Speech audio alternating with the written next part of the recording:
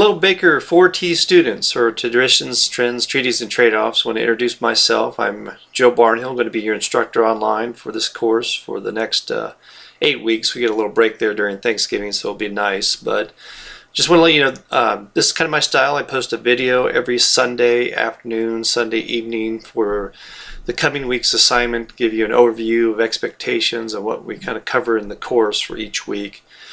And I want to go a little bit over today about things you need to do to prepare for this class. Although we will start on Monday, good idea to go through and read through the entire syllabus. Email me, or you can post in the news forum if you have any general questions that you want the entire cohort to see. But for this first week, two of the main things that we have is the global business briefings, and I want you to find an article related to anything in chapters 1 through 5, and you'll need to make sure to review that and make an initial post by Friday of this week. And actually, the sooner you can make the post, the better. Try not to wait till Friday, but that's to give others enough time to look at your post and follow up and respond to that post. So the other major assignment we have this week was the Hofstede interactive exercise that you're going to go to the website, and this kind of ties all towards your final project if you read the syllabus, where as if you were going into a foreign country and doing some type of direct foreign investment, that you actually have a kind of boots on the ground and you're going to set up operations overseas, not export, but you're going to get full-fledged into it. And pick 2 to 3 countries to make comparisons with that Hofstede index, and you'll see the wide variety of cultural differences that we have. A lot of this textbook deals with the cultural differences, making sure we don't go with this self-recognition criteria that says, I know how things need to be done, because we really need to make sure that that host country or culture feels that we are including them in our international marketing decisions. The theory kind of tells us this: if we're not doing this, you're less likely to be successful. But with that, think about 2 or 3 other countries that you would think would be neat to research and compare, and a place that you'd like to go over to market a certain product. Eventually, when we kind of get to that final project, it can be a fictional company, it can be a fictional idea of a product or service, but you may want to take something out of today's headlines or try to address a want or need. And sometimes it can even be for a philanthropic endeavor. It might be to help out and do good, kind of what our president wanted us for the Baker University is, trying to do things. When she designed this program, was how are we going to improve the world? And we want to be cognizant of that, whether it's with the environment or helping other people get out of poverty.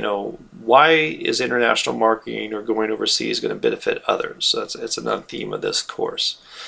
So with that, you'll write a 2 to 4 page write-up of what you summarize from the differences of those cultures, because eventually you want to pick out a specific country that you're going to do a direct foreign investment to, and as you read more about the final project, it will make more sense too. So some other things I just want to kind of make sure for the initial start, with the textbook, make sure you have that okay. If you have the international marketing. I realize for the first week that there's a lot of reading, and if you need to look through the PowerPoints a little bit, but try to read the chapters. And the other one was with the Base of Pyramid book. Kind of talks about the idea that there's over 4 billion people out there that maybe don't necessarily live the lifestyle that we do in the United States, but still provide a tremendous opportunity to market to them. It may not be a high-end product, it might be a low-end product, but it may be a way to get established into a market, and someday that country may be a developed country. So it's establishing those relationships, and it's also, again, about how can we improve others' lives through international marketing. So just check my little list here, though, but make sure if there's anything else I want to cover. But yeah, I think just go through that syllabus, read through, see if you have any questions. A lot of this week's material touches on some of those challenges dealing with international marketing, whether it's with trade barriers such as tariffs or quotas, or protectionism, trying to get into country. It ties into the history of how the world trade developed. the concept of economic advantages, or the one country has a comparative advantage over the other in production of good or service, and why we're all better off if we engage in trade within countries. We get to enjoy more goods and services by engaging in trade. If we were a closed economy, we didn't open up our doors. Some other things to think about too is some of the organizations they mentioned, like the World Trade Organization, or different types of trade agreements between countries, and we'll read more about these throughout the course. But it's to be familiar with those. And again, the main concept I'd say with this week is kind of recognizing the differences in cultures, how diverse we are globally.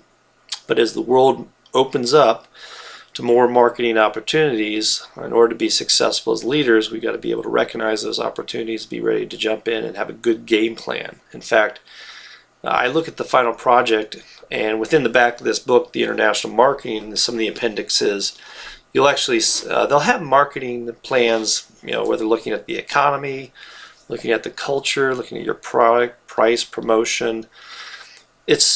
A lot of this course is getting to know about all the things I got to take into consideration if I were to market a product overseas or a service overseas, because as you'll read in the textbook, there's been successes and there's also been a lot of failures when people fail to take into consideration all the things of that particular culture, or the laws in that culture too. So if we're investing overseas, we want to make sure we're doing everything possibly right, or evaluating good decisions that, hey, I think this is a product that will be successful. Nothing's going to be guaranteed, but at least have a good game plan in place is a lot of what this course is about. So, well, anyway, I want to introduce myself. I'm looking forward to working with you all online over this time period.